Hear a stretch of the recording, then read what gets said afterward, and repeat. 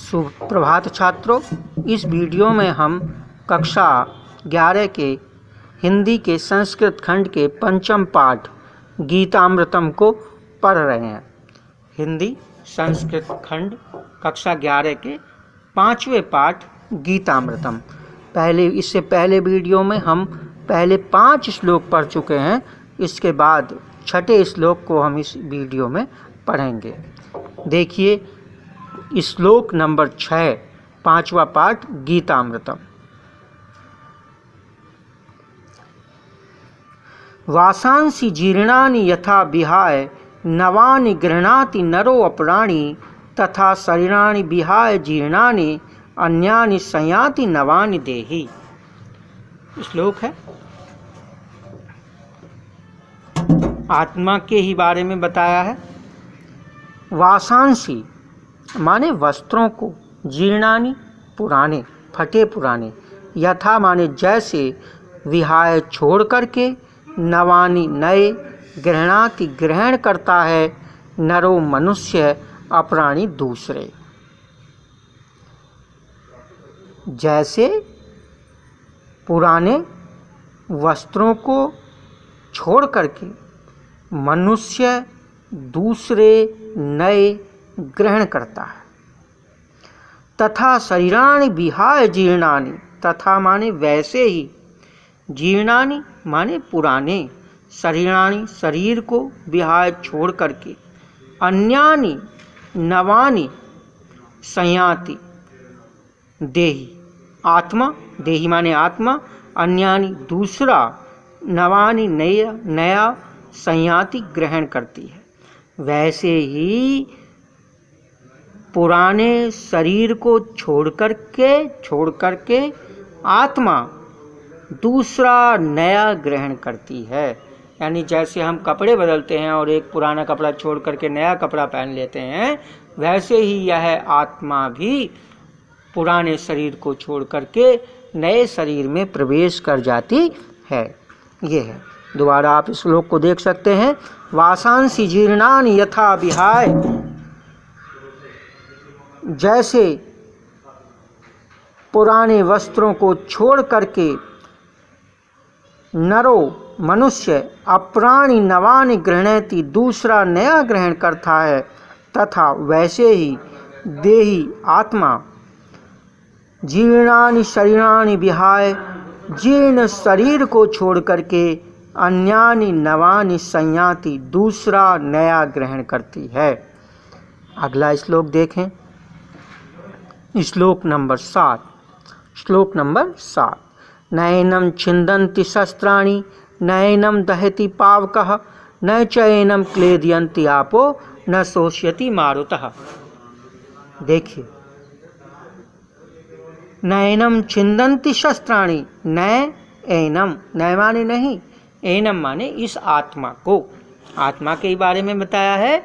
नैनं छिन्दन्ति, न माने नहीं, एनम माने इस आत्मा को, छिन्दन्ति माने काटते हैं, शस्त्राणि माने शस्त्र, ना ही तो इस आत्मा को शस्त्र काटते हैं। ये आत्मा की अमरता के बारे में है।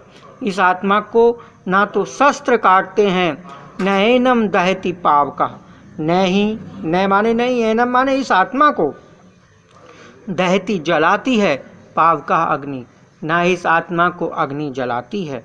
न च एनम क्लेदयन्ति आपो, न माने नहीं, एनम च माने और, एनम इस आत्मा को, और न ही इस आत्मा को क्लेदयन्ति गीला करता है, आपो माने जल, ना ही इस आत्मा को जल गीला करता है। न शोष्यति मारुतः, और न ही शोष्यति माने सुखाती है, मारुतः माने हवा, और ना ही इस आत्मा को हवा सुखाती है।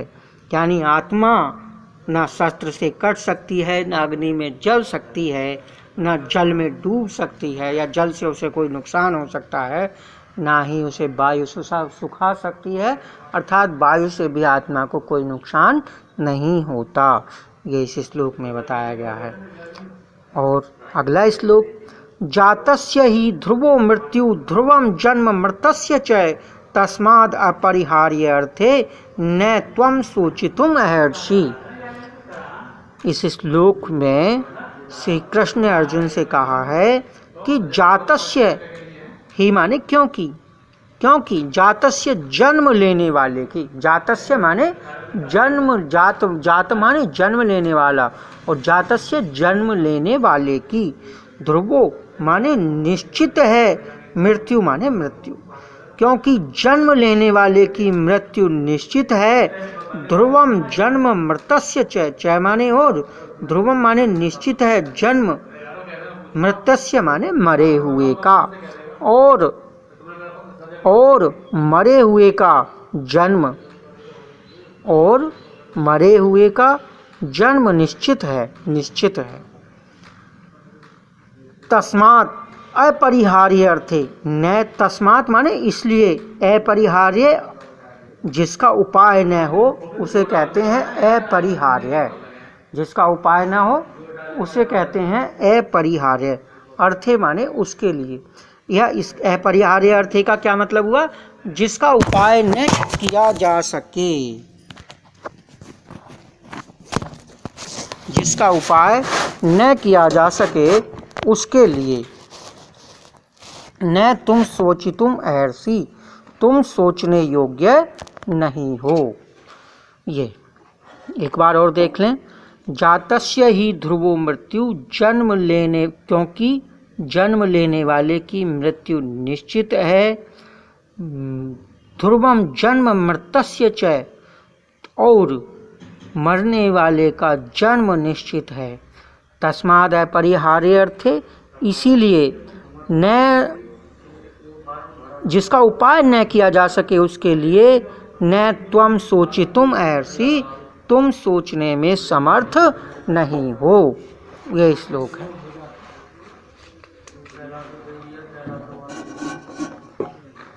दो श्लोक और हैं अभी।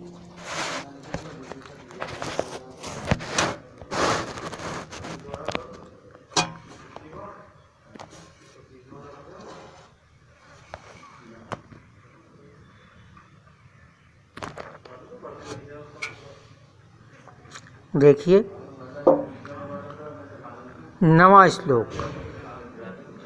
यदिच्छाया च उपन्नम स्वर्गद्वारम अपावर्तम सुखिनः क्षत्रिया पार्थ लवन्ते युद्धम ईदृशम।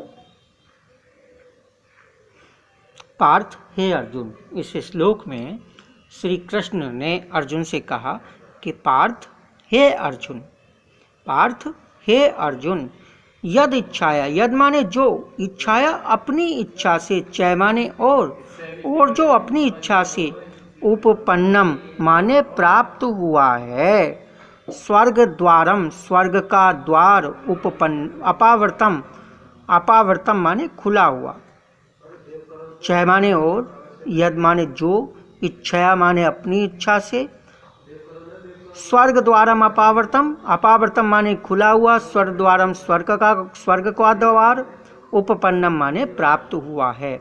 और जो अपनी इच्छा से ये जो स्वर्ग का खुला हुआ द्वार प्राप्त हुआ है, हे अर्जुन, क्या ये युद्ध नहीं, ये युद्ध जो आपके सामने उपस्थित है ये युद्ध नहीं है, स्वर्ग का खुला हुआ द्वार है जो आपके लिए अपनी स्वयं ही ये तुम्हारे लिए उपस्थित हुआ है। सुखिनः क्षत्रिया लवन्ते, क्षत्रिय, क्षत्रिय माने क्षत्रिय, सुखिनः माने सुख पूर्वक या प्रसन्नता से या आनंद से युक्त होकर, युद्धम ईदृशम, इस प्रकार के युद्ध को, लवन्ते माने लाभान्वित होते हैं या उसका लाभ लेते हैं। क्षत्रिय सुख पूर्वक ऐसे युद्ध का लाभ लेते हैं या ऐसे युद्ध का लाभ उठाते हैं। ये श्लोक है। 10वां श्लोक देख लें। हतो वा प्राप्स्यसि स्वर्गम जित्वा वा भोक्ष्यसे महीम तस्मात् उत्थिष्ठ कौन्तेय युद्धाय कृत निश्चय। हतो वा प्राप्स्यसि स्वर्गम जित्वा वा भोक्ष्यसे महीम तस्मात् उत्थिष्ठ कौन्तेय युद्धाय कृत निश्चय। कौन्तेय कुंती का पुत्र, अर्जुन का एक नाम है।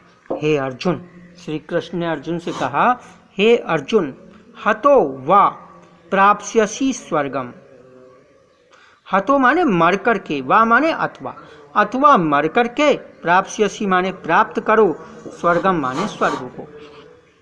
या तो मर करके स्वर्ग को प्राप्त करो, जित्वा वा भोक्ष्यसे महीम, वा माने अथवा जित्वा जीत करके, भोक्ष्यसे भोग करो, महीम माने पृथ्वी का, या जीत करके पृथ्वी का भोग करो।